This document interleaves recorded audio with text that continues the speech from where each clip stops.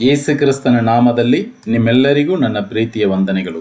ರೋಮಾಪುರದವರಿಗೆ ಬರೆದ ಪತ್ರಿಕೆ 8ನೇ ಅಧ್ಯಾಯ 14ನೇ ವಾಕ್ಯ. ಯಾರು ದೇವರ ಆತ್ಮನಿಂದ ನಡೆಸಿಕೊಳ್ಳುತ್ತಾರೋ ಅವರು ದೇವರ ಮಕ್ಕಳು. ಈ ವಾಕ್ಯವು ಸ್ಪಷ್ಟವಾಗಿ ಹೇಳುತ್ತದೆ, ಎಲ್ಲರೂ ದೇವರ ಆಗುವುದಕ್ಕೆ ಸಾಧ್ಯವಿಲ್ಲ. ಬದಲಾಗಿ ದೇವರ ಆತ್ಮನಿಂದ ನಡೆಸಲ್ಪಡುವವರು ಮಾತ್ರ ದೇವರ ಮಕ್ಕಳು. ಕೇವಲ ಸಭೆಗೆ ಹೋಗಿ ಬರುವುದರಿಂದ ಅಥವಾ ಕ್ರೈಸ್ತ ಕುಟುಂಬದಲ್ಲಿ ಹುಟ್ಟಿರುವುದರಿಂದ ನೀವು ದೇವರ ಮಕ್ಕಳಾಗುವುದು ಸಾಧ್ಯವಾಗುವುದಿಲ್ಲ. ದೇವರ ಆತ್ಮದಿಂದ ನಡೆಸಲ್ಪಡುವ ಅನುಭವ ಇದ್ದರೆ ಮಾತ್ರ ನೀವು ದೇವರ ಮಕ್ಕಳಾಗುವುದು ಸಾಧ್ಯ. ಯಾವನಿಗಾದರೂ ಕ್ರಿಸ್ತನ ಆತ್ಮನು ಇಲ್ಲದಿದ್ದರೆ ಅವನು ಕ್ರಿಸ್ತನವನಲ್ಲ ಎಂಬುದಾಗಿ ರೋಮಾಪುರದವರಿಗೆ ಬರೆದ ಪತ್ರಿಕೆ 8ನೇ ಅಧ್ಯಾಯ 9ನೇ ವಾಕ್ಯದಲ್ಲಿ ನಾವು ನೋಡುತ್ತೇವೆ.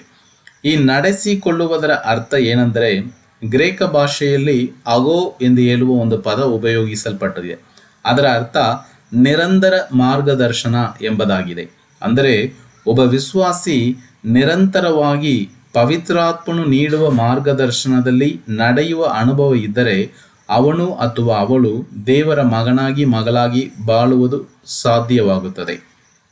ಪವಿತ್ರಾತ್ಮನ ನಿರ್ದೇಶನವನ್ನು ದಿನನಿತ್ಯವೂ ಅನುಸರಿಸುವ ಒಂದು ಜೀವನ ಶೈಲಿ ಒಬ್ಬ ವಿಶ್ವಾಸಿಗೆ ಬೇಕಾಗುತ್ತದೆ. ಈ ಪವಿತ್ರಾತ್ಮನಿಂದ ನಡೆಸಲ್ಪಡುವ ಅನುಭವ ಇದು ಒಂದು ಬಾರಿ ಘಟನೆಯಲ್ಲ. ವಿಶ್ವಾಸಿಯ ಜೀವನದಲ್ಲಿ ಇದು ನಿರಂತರ ಮಾರ್ಗದರ್ಶನ, ದಿನನಿತ್ಯವೂ ನಡೆಯಬೇಕಾಗಿರುವ ಒಂದು ಕಾರ್ಯವಾಗಿದೆ. ಪವಿತ್ರಾತ್ಮನು ಒಬ್ಬ ವಿಶ್ವಾಸಿಯ ಜೀವನದಲ್ಲಿ ಮಾರ್ಗದರ್ಶಕ, ಶಿಕ್ಷಕ ಮತ್ತು ದೈವಿಕ ನಿರ್ದೇಶನದ ಮೂಲಕವಾಗಿದ್ದಾನೆ. ಒಬ್ಬ ವ್ಯಕ್ತಿ ಅಂದರೆ ನೀವು ಯಾರಿಗೆ ನಿಮ್ಮನ್ನು ಒಪ್ಪಿಸಿಕೊಡುತ್ತೀರೋ ಆ ವ್ಯಕ್ತಿ ನಿಮ್ಮನ್ನು ಮುನ್ನಡೆಸುತ್ತಾರೆ. ಒಬ್ಬ ವ್ಯಕ್ತಿಯನ್ನು ಅವನ ಸ್ವಂತ ಸ್ವಭಾವ ಅಥವಾ ಬುದ್ಧಿ, ಪವಿತ್ರಾತ್ಮ ಅಥವಾ ಸೈತಾನನು, ದುಷ್ಟಶಕ್ತಿಗಳು ನಡೆಸಬಹುದು. ಆದುದರಿಂದ ಯಾರಿಗೆ ನಿಮ್ಮನ್ನು ನಡೆಸಲ್ಪಡುವುದಕ್ಕೆ ನೀವು ಒಪ್ಪಿಸಿಕೊಡುತ್ತೀರೋ ಅವರು ನಿಮ್ಮನ್ನು ನಡೆಸುವವರಾಗಿರುತ್ತಾರೆ. ಹಾಗಾದರೆ ನೀವು ಪವಿತ್ರಾತ್ಮನಿಗೆ ಒಪ್ಪಿಸಿಕೊಡುವಾಗ ಮಾತ್ರ ಪವಿತ್ರಾತ್ಮನು ನಿಮ್ಮನ್ನು ಮುನ್ನಡೆಸುವುದು ಸಾಧ್ಯ. ಹಾಗಾದರೆ ಪವಿತ್ರಾತ್ಮನಲ್ಲಿ ನಡೆಸಲ್ಪಡುವುದೆಂದರೆ ಏನು? ಅದರ ಅರ್ಥ ಏನು? ಪವಿತ್ರಾತ್ಮನಲ್ಲಿ ನಡೆಸಲ್ಪಡುವುದೆಂದರೆ ದೇವರ ವಾಕ್ಯದೊಂದಿಗೆ ಹೊಂದಾಣಿಕೆಯಲ್ಲಿ ಬದುಕುವಂಥದ್ದು, ಮನವರಿಕೆ, ತಿದ್ದುಪಟ್ಟಿ ಮತ್ತು ಪ್ರೇರಣೆಗಳಿಗೆ ಮಣಿಯುವುದು, ಮಾಂಸಿಕ ಸ್ವಭಾವವನ್ನು ತಪ್ಪಿಸುವುದು. ನೀವು ನಿಮ್ಮ ಸ್ವಂತ ಭಾವನೆ, ಒತ್ತಡ ಅಥವಾ ನಿಮ್ಮ ಬುದ್ಧಿವಂತಿಕೆಯ ಆಧಾರ ಮೇಲೆ ನಿರ್ಧಾರಗಳನ್ನು ತೆಗೆದುಕೊಳ್ಳುತ್ತೀರಾ ಅಥವಾ ನೀವು ಪವಿತ್ರಾತ್ಮನಿಂದ ನಡೆಸಲ್ಪಡುತ್ತೀರಾ?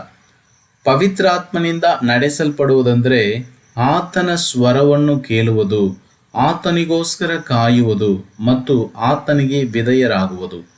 ಇದಾಗಿದೆ ಪವಿತ್ರಾತ್ಮನಿಂದ ನಡೆಸಲ್ಪಡುವ ಒಂದು ಅನುಭವ. ನೀವು ಆಕಾಶದ ಮೇಲೆ ಒಂದು ಕಲ್ಲನ್ನು ಎಸೆದಾಗ ಅದು ತುಂಬ ಚಿಕ್ಕದಾಗಿದ್ದರೂ ಸಹ ನಿಮ್ಮ ಬಳಿಗೆ ಹಿಂದಿರುಗುತ್ತದೆ. ಆದರೆ ನೀವು ಏರೋಪ್ಲೇನನ್ನು ನೋಡಿದರೆ ಅದು ತುಂಬ ದೊಡ್ಡದಾಗಿದ್ದರೂ, ಅದು ಎಷ್ಟೋ ದೊಡ್ಡ ಭಾರವನ್ನು ಹೊತ್ತಿದರೂ ಸಹ ಅದು ಸರಾಗವಾಗಿ ಹಾರುತ್ತದೆ, ತನ್ನ ಗಮ್ಯಸ್ಥಾನವನ್ನು ತಲುಪುತ್ತದೆ. ನೀವು ಎಂದಾದರೂ ಕೇಳಿದ್ದೀರಾ ಹೇಗೆ? ಕಾರಣ ವಿಮಾನದಲ್ಲಿ ಈ ಥಿಯರಿ ಆಫ್ ಗ್ರಾವಿಟಿ ಎಂದು ಹೇಳ್ತಾರಲ್ಲ, ಗುರುತ್ವಾಕರ್ಷಣೆ, ಇದರ ಸಿದ್ಧಾಂತಕ್ಕೆ ವಿರುದ್ಧವಾಗಿ ನಿರ್ವಹಿಸುವ ಒಂದು ನಿಯಮವಿರುವುದರಿಂದ ಅದು ಹಾರುತ್ತದೆ.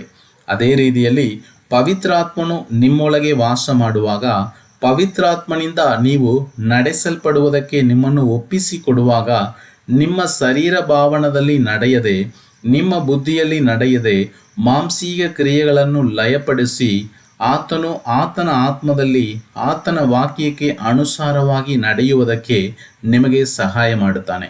ಆದುದರಿಂದ ಪವಿತ್ರಾತ್ಮನಿಂದ ನಡೆಸಲ್ಪಡುವುದಕ್ಕೆ ನಿಮ್ಮನ್ನು ಒಪ್ಪಿಸಿಕೊಡ್ರಿ, ಪ್ರಾರ್ಥನೆ ಮಾಡ್ರಿ. ದೇವರಾತ್ಮನು ನಿಮ್ಮನ್ನು ನಡೆಸಿ ಈ ಲೋಕವನ್ನು ಜಯಿಸುವುದಕ್ಕೆ, ಸೈತಾನನ್ನು ಜಯಿಸುವುದಕ್ಕೆ ಬೇಕಾಗಿರುವ ಎಲ್ಲ ಕೃಪೆಗಳನ್ನು, ಶಕ್ತಿಗಳನ್ನು, ಬಲವನ್ನು ನಿಮಗೆ ಕೊಡುವುದಕ್ಕೆ ಸಿದ್ಧವಾಗಿದ್ದಾನೆ. ದೇವರು ನಿಮ್ಮೆಲ್ಲರನ್ನು ಆಶೀರ್ವದಿಸಲಿ. ಆಮೇನ್.